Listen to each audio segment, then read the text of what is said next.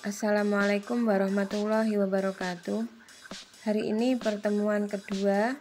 Sebelum memasuki pada tema-tema selanjutnya, saya akan menyampaikan pengantar perkuliahan dari mata kuliah pendidikan Pancasila ini.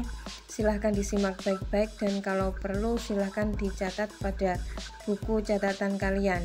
Selanjutnya kita nanti akan berdiskusi di grup sebagaimana biasa. Sebagaimana yang kita ketahui bersama, pada alinea keempat pembukaan UUD 1945 disebutkan bahwa dasar negara Indonesia ini adalah keseluruhan nilai yang terkandung dalam Pancasila.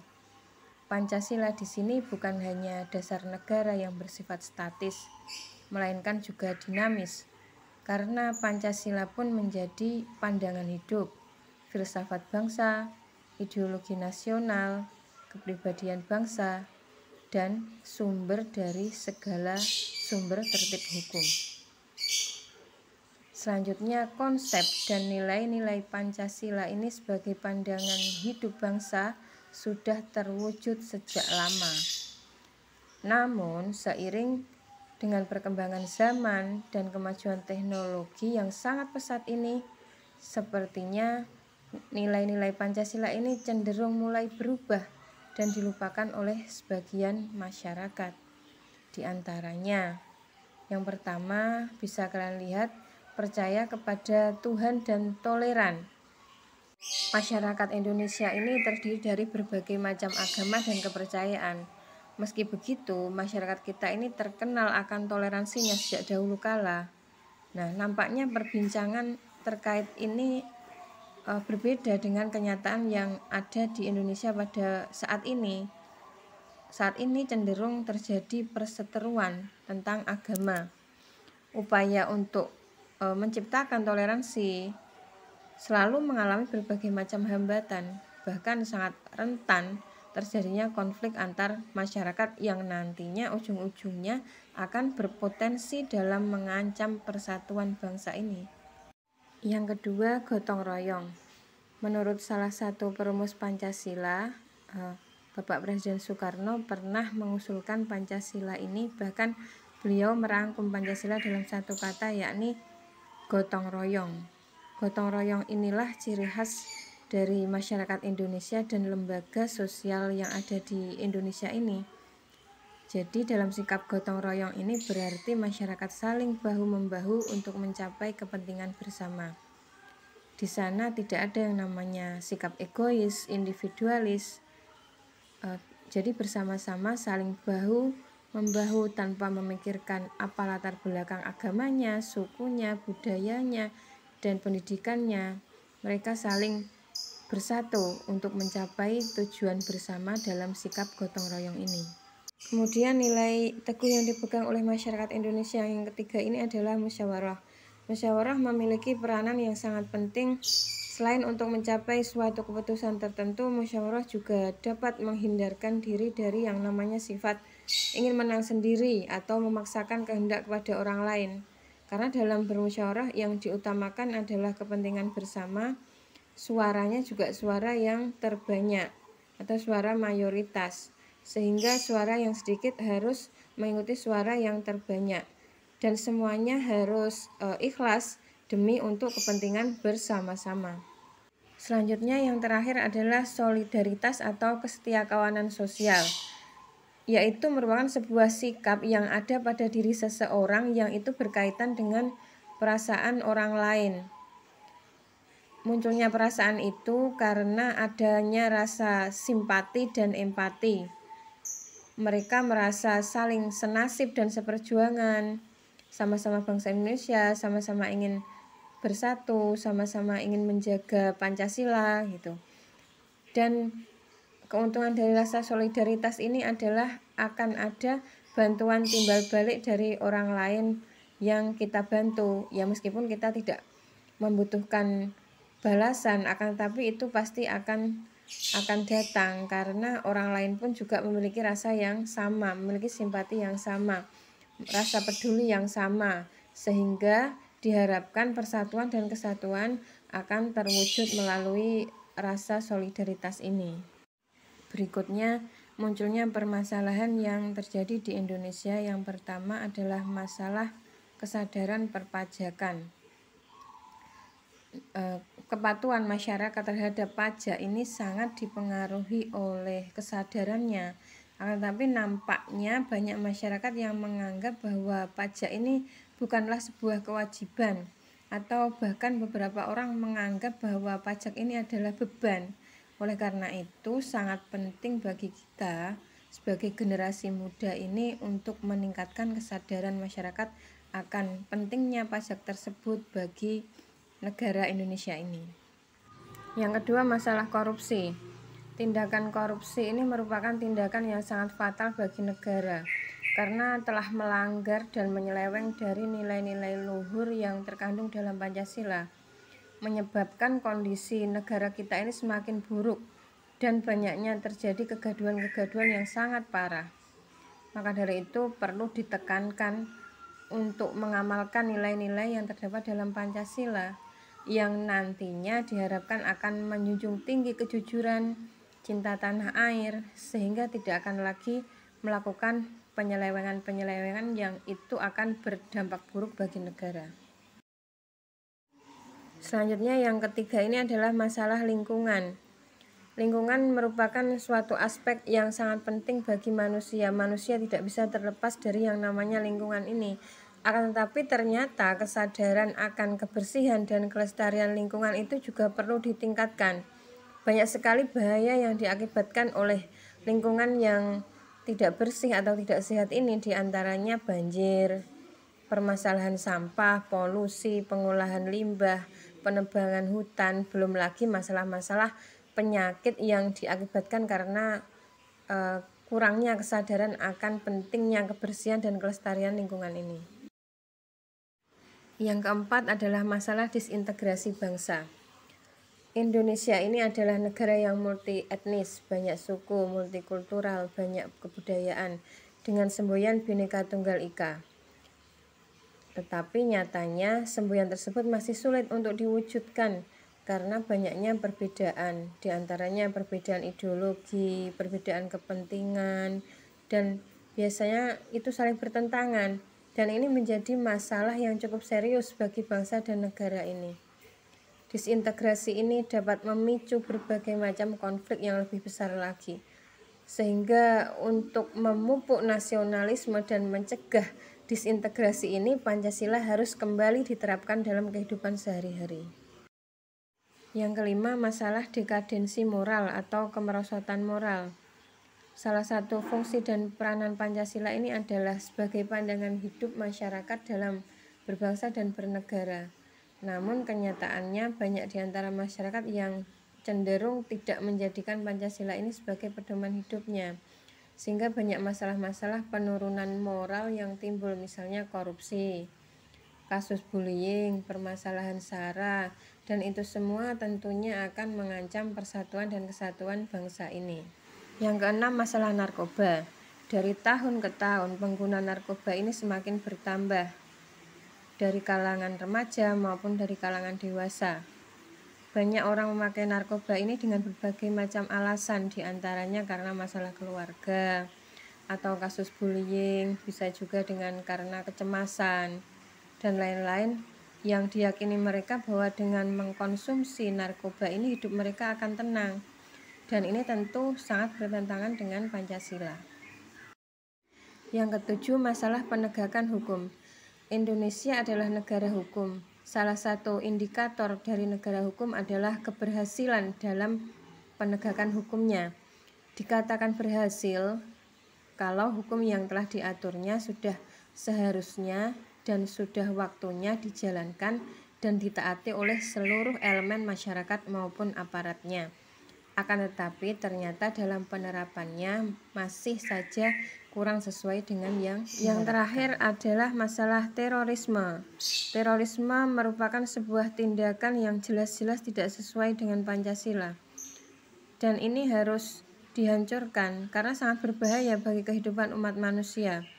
Ideologi teroris ini justru membuat masyarakat semakin goyah dan ini merupakan musuh bersama kemanusiaan karena tindakan mereka itu membuat orang lain merasa tidak aman, tidak nyaman, selalu diselimuti ketakutan, kekacauan, huru-hara. Pada dasarnya pelaku teroris ini adalah orang-orang yang tidak mampu memahami nilai Pancasila secara komprehensif. Mereka ini cenderung mengagungkan ideologinya dengan cara menebar teror ini. Cara teror atau kekerasan inilah yang nantinya bisa menimbulkan disintegrasi bangsa.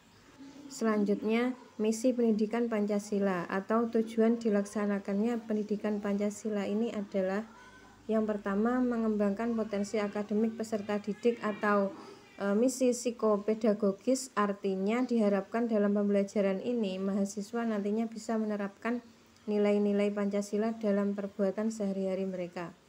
Yang kedua, menyiapkan peserta didik untuk bisa hidup dalam masyarakat, bangsa dan negara atau misi psikososial yang tujuannya agar bisa berinteraksi dengan masyarakat, saling menghargai, saling menghormati, dan toleransi terhadap adanya perbedaan. Yang ketiga, membangun budaya berpancasila sebagai salah satu determinan atau faktor yang menentukan kehidupan, dalam hal ini menjadi misi sosiokultural. Artinya berinteraksi sosial dengan menerapkan moral yang baik berdasarkan nilai-nilai Pancasila dan menghargai budaya lain, atau bisa menjadikan Pancasila ini sebagai budaya. Jadi nilai-nilai Pancasila di dalamnya ini kita budayakan dalam perilaku sehari-hari. Yang keempat, mengkaji dan mengembangkan pendidikan Pancasila sebagai sistem pengetahuan yang terintegrasi, artinya pengetahuan yang berhubungan atau terkait dengan pengetahuan lainnya. Misalkan pendidikan Pancasila ini berhubungan dengan agama. Contoh penerapannya ketika dikaitkan dengan sila pertama dan sebagainya. Atau disiplin ilmu sintetik, artinya disiplin atau program yang merupakan merger atau sinergi antara dua atau lebih disiplin ilmu yang setara. Misalkan pendidikan Pancasila ini disetarakan dengan ilmu-ilmu sosial, ilmu-ilmu pendidikan, atau ilmu-ilmu humaniora lainnya. Setelah belajar mata kuliah pendidikan Pancasila ini, diharapkan mahasiswa atau generasi muda ini akan memiliki yang pertama, kesadaran gaya hidup sederhana dan cinta produk dalam negeri. Pada dasarnya hidup minimalis, tidak berlebihan, sesuai dengan kebutuhan, tidak mudah bimbang dengan segala hal yang lagi trending saat ini, atau tidak terobsesi dengan barang-barang branded, tetapi lebih ke arah semangat menabung untuk masa depannya itu tentunya lebih baik. Selanjutnya, dalam hal gaya hidup lebih baik memilih produk dalam negeri. Kita harus menyadari bahwa produk lokal itu juga tidak kalah bagusnya dengan produk luar negeri. Bahkan produk dalam negeri sekalipun juga banyak yang diekspor ke luar negeri. Yang kedua, kesadaran akan pentingnya kelangsungan hidup generasi mendatang. Setelah kita nanti akan ada generasi penerus selanjutnya yang kehidupannya nanti sangat bergantung pada masa kita sekarang ini. Misalkan saat ini kita menanam pohon, menghemat energi, tidak membakar hutan, tidak menebang pohon, agar bisa dinikmati generasi mendatang. Sebagaimana kita sekarang ini bisa menikmati keindahan pepohonan, bisa menikmati buahnya, itu juga karena orang-orang sebelum kita, orang tua kita, kakek nenek kita yang menanam, menjaga, dan merawatnya untuk kita bisa nikmati saat ini. Yang ketiga, kesadaran pentingnya semangat kesatuan dan persatuan atau solidaritas nasional. Sesuai dengan sila Pancasila ketiga Persatuan Indonesia, maka seharusnya kesadaran akan semangat persatuan dan kesatuan dan semangat cinta tanah air itu perlu ditingkatkan agar tidak terjadi perpecahan. Yang keempat, kesadaran pentingnya norma-norma dalam pergaulan. Ada pepatah yang mengatakan di mana bumi dipijak, di sana langit dijunjung. Artinya, kewajiban kita untuk mentaati aturan atau hukum dalam masyarakat tempat kita hidup dimanapun kita berada. Dengan adanya norma, maka seluruh kehidupan dan kegiatan masyarakat tentunya akan berjalan lancar dan tertib, sehingga kehidupan akan berjalan harmonis, selaras, dan seimbang. Hal ini dapat mencegah munculnya perselisihan dalam masyarakat.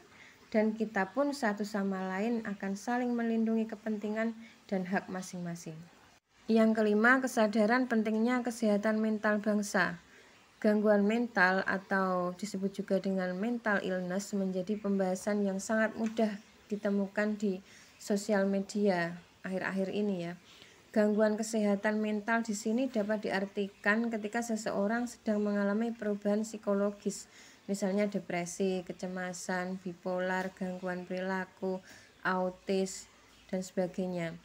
Gangguan mental ini dapat menyebabkan resiko yang lebih besar lagi apabila tidak ditanggulangi ya, tidak diobati gitu.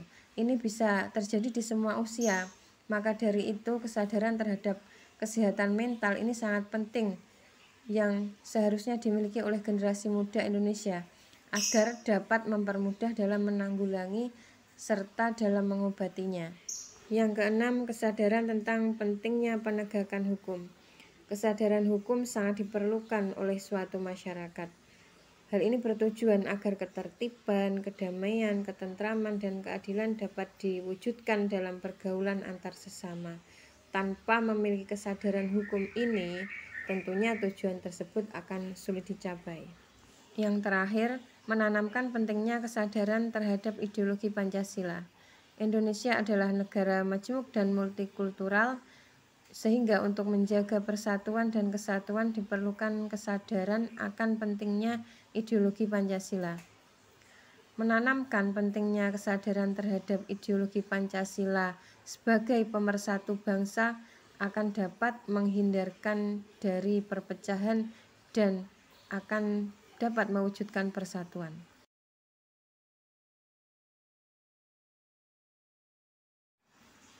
Sekarang urgensi pendidikan Pancasila di perguruan tinggi, yakni sebagai pembentuk civic disposition atau watak kewarganegaraan, merupakan hal yang sangat penting untuk menjaga eksistensi suatu bangsa dan negara yang dapat menjadi landasan untuk pengembangan civic knowledge atau pengetahuan kewarganegaraan yang berkaitan dengan kandungan atau isi apa saja yang seharusnya diketahui oleh setiap warga negara. Dan civic skills mahasiswa yang merupakan keterampilan yang dikembangkan dari pengetahuan kewarganegaraan agar pengetahuan yang diperoleh menjadi sesuatu yang bermakna, karena nantinya dapat dimanfaatkan dalam menghadapi masalah-masalah kehidupan berbangsa dan bernegara. Penjelasan terakhir itu ada yang kepotong ya, yaitu tujuan penyelenggaraan pendidikan Pancasila di perguruan tinggi. Yang pertama, memperkuat Pancasila sebagai dasar falsafah negara dan ideologi bangsa melalui revitalisasi nilai-nilai dasar Pancasila sebagai norma dasar kehidupan bermasyarakat, berbangsa, dan bernegara. Yang kedua, memberikan pemahaman dan penghayatan atas jiwa dan nilai-nilai dasar Pancasila kepada mahasiswa sebagai warga negara Republik Indonesia dan membimbingnya untuk dapat menerapkannya dalam kehidupan bermasyarakat, berbangsa, dan bernegara. Yang ketiga, mempersiapkan mahasiswa agar mampu menganalisis dan mencari solusi terhadap berbagai persoalan kehidupan bermasyarakat, berbangsa, dan bernegara melalui sistem pemikiran yang berdasarkan nilai-nilai Pancasila dan UUD 1945. Yang terakhir, membentuk sikap mental mahasiswa yang mampu mengapresiasi nilai-nilai ketuhanan, kemanusiaan, kecintaan pada tanah air, persatuan bangsa, serta penguatan masyarakat madani yang demokratis, berkeadilan, dan bermartabat berlandaskan Pancasila untuk mampu berinteraksi dengan dinamika internal masyarakat. Demikian penjelasan dari saya, semoga bermanfaat. Mohon maaf atas segala kekurangan. Selamat belajar dan semoga pandemi ini segera berlalu dan kita bisa bertemu bertatap muka. Aku lakum syukran kasiron. Wal akhir wassalamualaikum warahmatullahi wabarakatuh.